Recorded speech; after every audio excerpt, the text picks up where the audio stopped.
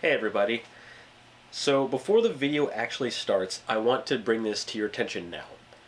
This channel has been dormant for nearly 2 years at this point, and just so you guys know, I have no desire to end my time on this channel.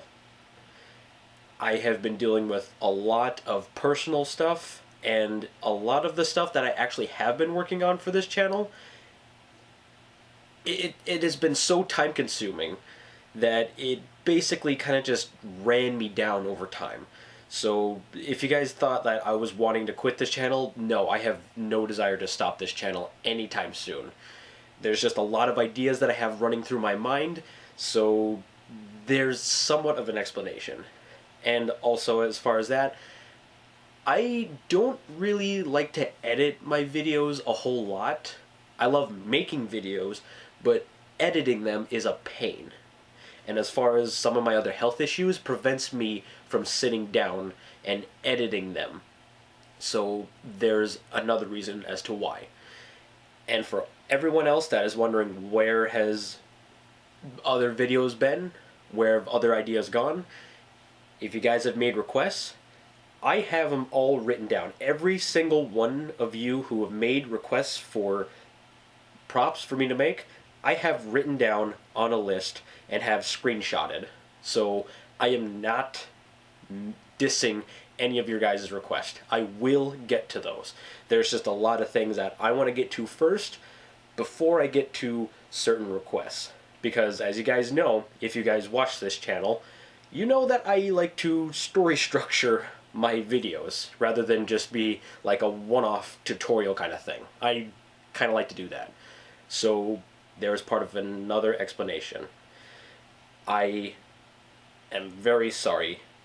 This channel is somewhat small, but there are a lot of you out there that are still waiting around for some things. And so I wanted to give you some explanation. So once again, I'm sorry to those of you that are waiting. But anyway, let's get to the video. Hey ladies and gents, welcome to Kai's D.I.Ys, the show where I show you how to make anything from anything. Yeah, we'll say that. Sorry I've been gone for so long. Today I have a new side project, which is the brand new, super scary Riddler mask. I'm super excited for a new Batman film and super hyped for a new DC property being released, and since it's coming out super soon, I thought I'd make his new mask.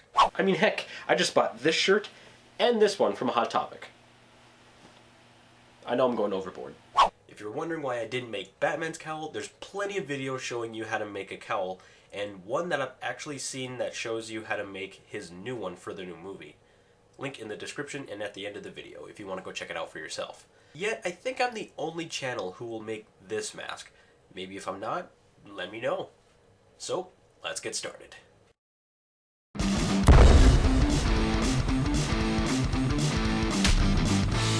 So I wanted to make it out of cheap materials, and here's what my list of supplies came out to be.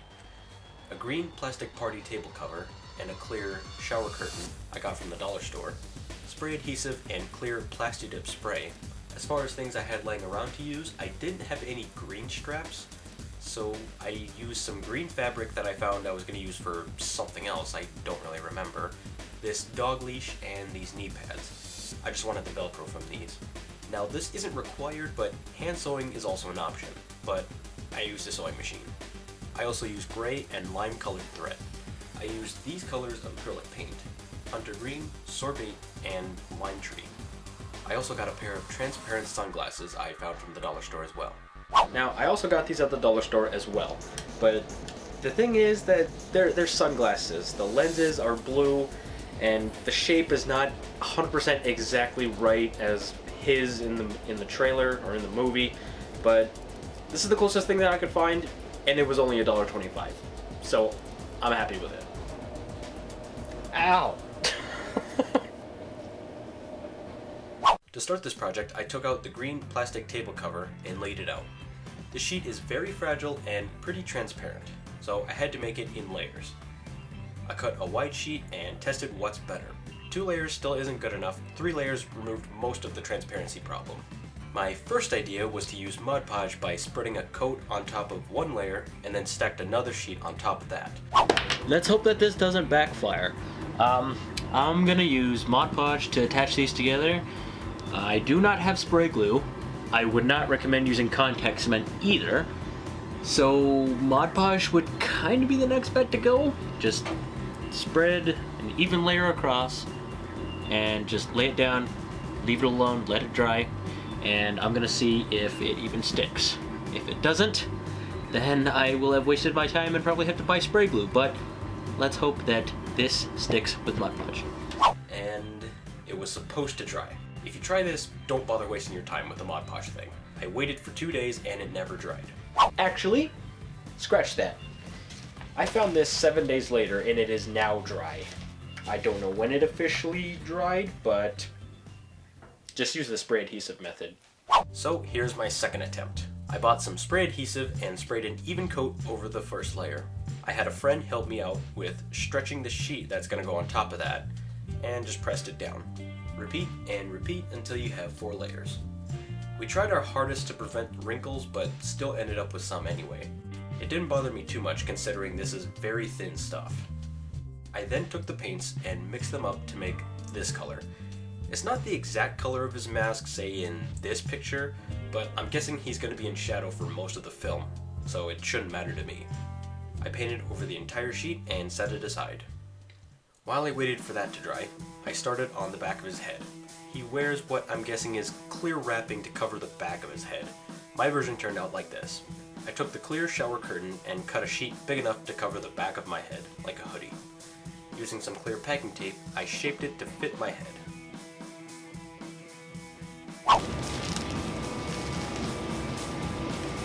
The head mannequin is slightly bigger than my actual head. What I'm gonna do is like kind of put a little piece of tape or some kind of thing down here so then it can connect and unconnect, and the front piece that's supposed to go over top of this, that's supposed to cover all the seams here.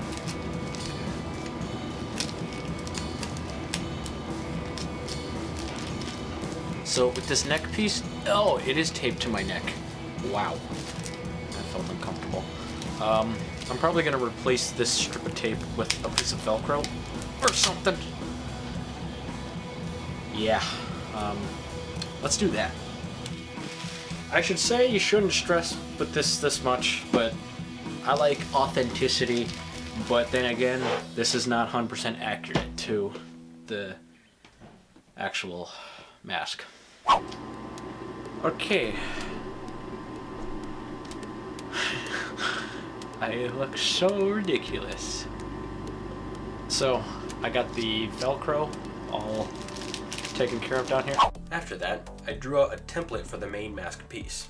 It didn't turn out perfect, but I got what I drew. I made templates for the nose piece, the cover that goes over his mouth, and the neck cover. I traced them onto the now dried stack of plastic sheets and cut them out. But I didn't fully cut every side like the top of the mask because I wanted more of a round shape to it. It ended up looking square when I looked at it more. Then I cut out the eye holes and the nose hole. Hey, I want to see how many of you out there actually understand this reference. Give a nice warm lick cricket. I was quoting Mouth from Goonies. If you haven't watched it, go and watch it. I then went to the sewing machine and sewed along the edge of the nose and mouth piece. I also cut a series of holes in the mouthpiece, 7 on top and 5 on the bottom. I sewed along the eye holes and cut the darts at the top of the mask and pulled them together to sew them. And this rounds the top of the mask.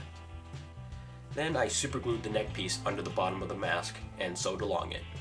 The mask has 2 sewn lines on it, along the edge and about 1 centimeter from that sewn line. Then I trimmed the excess off the top of the mask. I superglued the nose piece and the mouthpiece onto the front. Now, like I said earlier, I recommend getting green straps instead of what I did here. I basically took the dog leash and covered over it with the green fabric and sewed 5 lines along the entire strap using gray thread. Alrighty, so that takes care of the strap. I'm just gonna put that and set that aside. I measured and cut 5 strips to fit around my head, 1 going over the top and 4 along the sides. These 2 a little above the eye holes and 2 more at the bottom of the face part. Then I took the Velcro from the knee pads and superglued them to the ends of the 4 face straps and put the mask on my head to mark where the straps meet on the middle strap. And at this point I thought I was done, but the paint really doesn't like sticking to the plastic. And at some points the pieces I glued on did peel off and I had to glue them back down again. I just touched up the areas where the paint came off with some more paint, and in some areas I had to do more than 1 coat. After it was dry, I sprayed a layer of clear Plastidip spray for a protective, flexible finish. And that is how I made Riddler's new scary mask. Very cheap and sure flimsy, but very scary. And just looking at it now makes you think, wow, you made that out of just a table cover and some shower curtain? Yeah, I did.